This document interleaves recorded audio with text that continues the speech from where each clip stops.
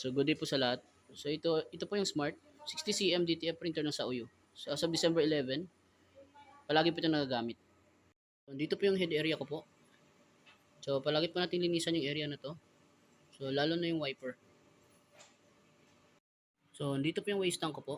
So kaka-dispose lang po last week. So nandito po yung AVR, 220 volts po yung input. So nandito po sa kanan yung ground. So yung ink system naman po, so tama lang po siya. After natin ma-on yung printer, so magki-cleaning po tayo. So yung gamit ko po na mode sa cleaning ay normal. So after natin mag-cleaning, magna-nozzle test po tayo. So i-check po natin yung mga nozzle kung buo po. So pag nakita po natin na buo, pwede po tayo mag-start sa printing. Sa output at saka sa mga na-consume po sa Smart.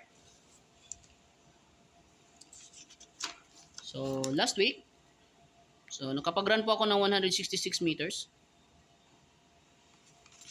So sa mga nagamit ko naman po, so nag-consume po ako ng isang bote ng magenta, isang yellow, isang black,